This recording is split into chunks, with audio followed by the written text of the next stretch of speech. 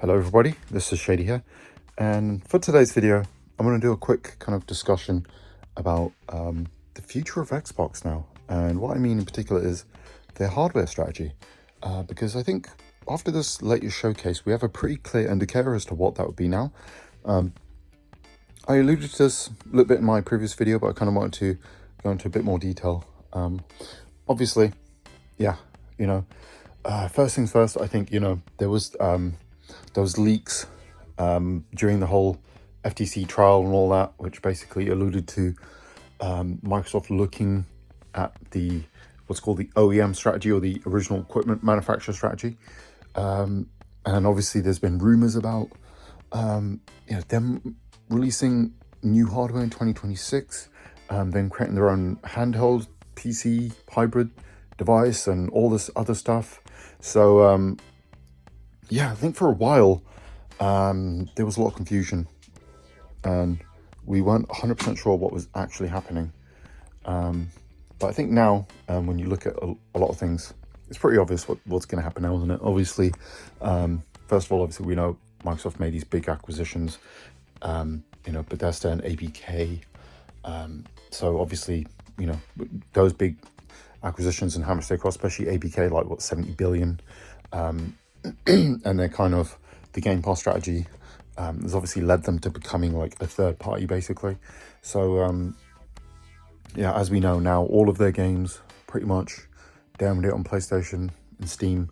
Obviously they've been on Steam for a while, and it looks like as and when you'll get the odd Switch 2 release. Yeah, and even at their showcases they will show the PlayStation logo now, which they've done for the past couple. Yeah, which I think is kind of an obvious thing. And then obviously in terms of the hardware, we know that Xbox hardware just isn't selling. I think it's pretty much, I would be surprised if it's even being manufactured at this point.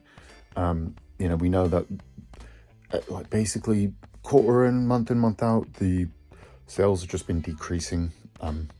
Yeah, in America now they've like raised the price to such a crazy amount that yeah, it's like, so I heard someone point out the fact that they believe the reason why they raised the price wasn't necessarily just because of the tariffs, but because of them not really wanting to make a loss on the hardware, and it's at the point where it just sells so little that it's a very niche thing. I feel like anyone who wants an Xbox has got one at this point.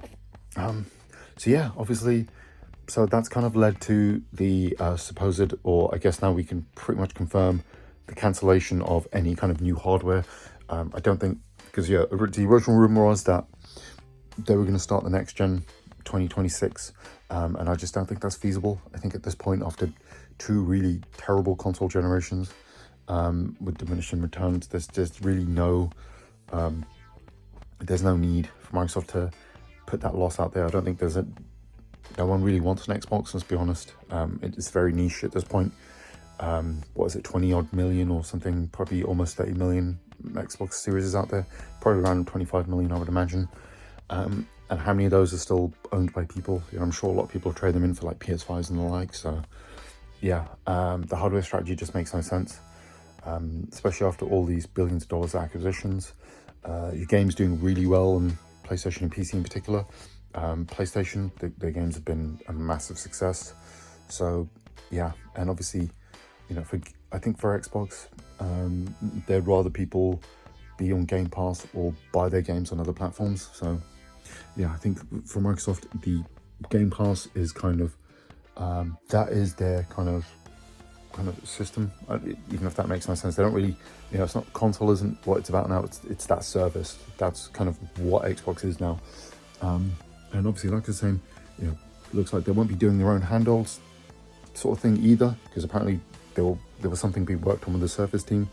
And obviously that leads me to what we're going to actually discuss, which is the OEM strategy, which we know is now the strategy. They announced the Ally Xbox, or Xbox Ally X, and then there's a standard edition.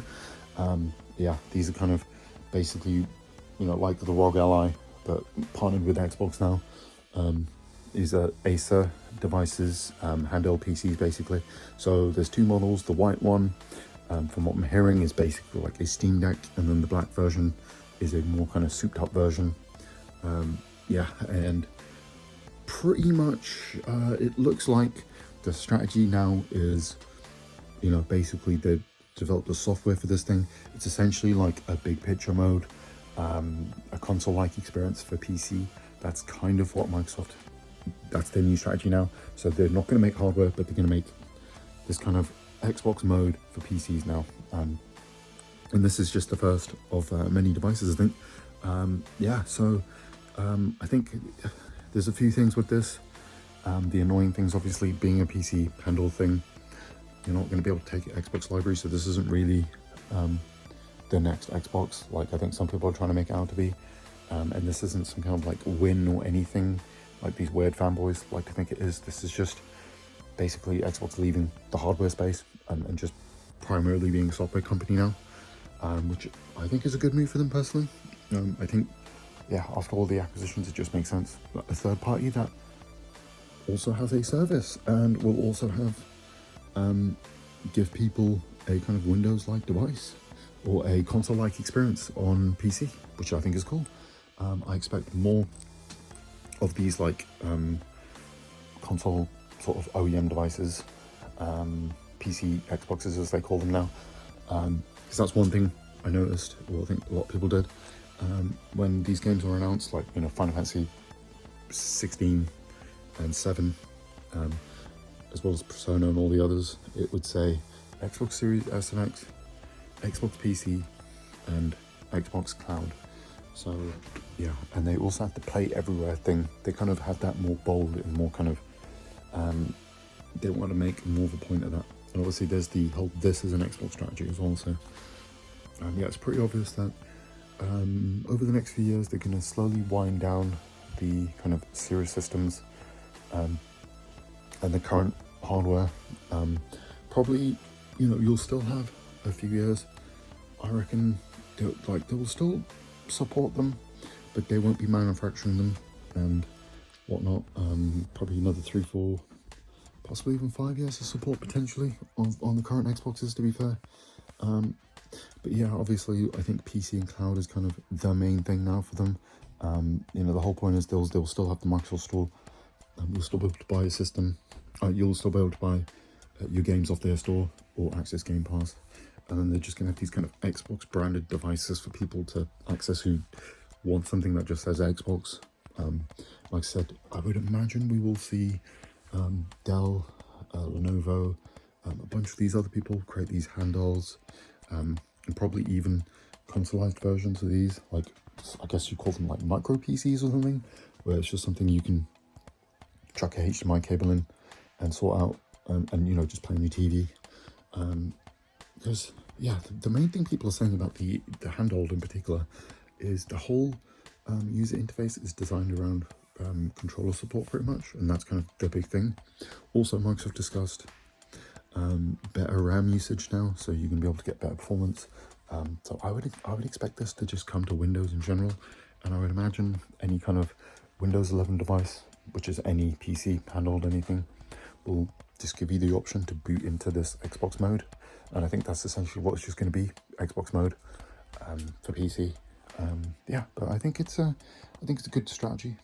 The other thing is, obviously, some people have noted that this is more than likely going to be, or this is kind of a response to SteamOS and the Steam Deck, because some of these, like I think there was an ROG Ally or one of the Lenovo devices came pre-installed with SteamOS, and obviously, you know, Steam kind of designed SteamOS around gaming first and foremost and getting the best performance, because we've seen certain games that just seem to not have a right to run on that level of hardware actually gets a good performance. Like Elden Ring is actually pretty playable on a Steam Deck, and like Final Fantasy VII Rebirth is playable on a Steam Deck, which is kind of crazy when you think about it. That is essentially like PS4 class hardware, and you can get that kind of performance. So yeah, obviously, you know, Microsoft needed to have some kind of response, and I think in general this is a good move, because obviously another thing about this is it's going to be able to curate all of your library, so anything from Steam, Epic Game Store, GOG, all of them. Anything you own on Windows is playable on there. But like I said, the real issue here is the current Xbox library. They are adding games to cloud. So you have this new thing they've done where it's like cloud streaming games or games you own, but you need a Game Pass Ultimate subscription to access them, unfortunately. Yeah, I think they may need to look at changing the tiers or something, like maybe Game Pass Core or just like standard should allow for cloud streaming, I think. Yeah, so I'd imagine there'd be a few more cloud streaming devices. I wouldn't be shocked if we saw something. I mean, we've seen something similar to this, haven't we? Because this technically isn't the first of these devices, and there was that like Logitech cloud streaming thing that was kind of had a game, an Xbox Game Pass app built into it. So I would imagine we'd see a few more devices like that, something similar to like the Portal or something. Yeah, and they'll probably, they'll probably introduce something similar on mobile as well. I know that there's all these kind of things going on between them and Apple, and them trying to get some things done with their, obviously, for a while you weren't able to make purchases on the Xbox app, but they finally added that to the actual app on iPhone, because I think it was to do with the amount of money Apple took or something. Like they didn't get the full amount of money, and I think maybe they've decreased that, and they've kind of, we know Apple have become more lax with these sort of things. Like you can actually get official emulators now, like the Delta emulator on iPhone, which is awesome, or Apple in general. So yeah, I think when that laxes, we'll see probably a similar thing added to iPhone and mobile and everything. So yeah, the whole this as an Xbox is kind of the future now, and it's just about trying to get their software and games in as many places as possible. Yeah, so I think they'll basically just be the biggest third party in terms of gaming, right? They'll be, I guess they kind of already are when you look at what they have. Yeah, I'm personally all for this. Yeah, because the only annoying thing for me personally as a huge gamer is I don't like the fact that Sony don't have any real competition now. We've kind of seen it with this generation, haven't we, where basically, Sony have been so kind of lax that the amount of remasters they've released this gen, they've still released some good games, don't get me wrong. And like we've had things like Returnal, Ratchet & Clank, the Spider-Man games, we got bloody Ghost of Yotaro, all of that, but it's not been, like, it's definitely been slower than in the PS4 gen. Yeah, but, like, I think I really want to see someone else go into the console space. I'd personally love to see Apple give it a go, because they produce their own hardware, everything. They can just, like, slap together a box. The only thing is they would need to subsidize it, which I don't think Apple would want to do. You know what I mean? They thought they could release a £3,500 VR headset and it would sell, which it didn't. So yeah, but yeah, that's pretty much everything I have to say. Like I said, I think this is a interesting strategy. And we look forward to seeing some of the other devices. The only thing is, these aren't going to be subsidized. They're going to be quite expensive.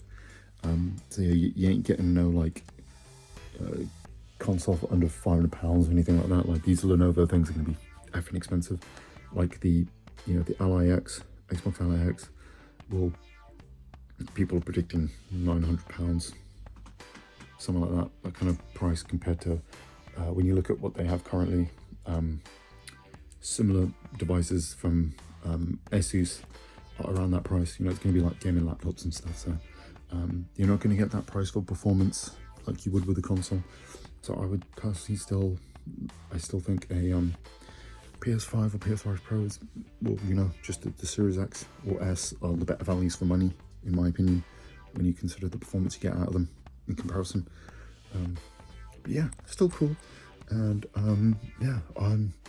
I really hope we finally get that controller, because there was apparently going to be a controller that had like haptics similar to like the DualSense that was meant to be coming out as well. And I imagine they'd have one that is designed to work around Wi-Fi, because obviously the whole thing they're doing now is you can go from console, PC, and cloud seamlessly.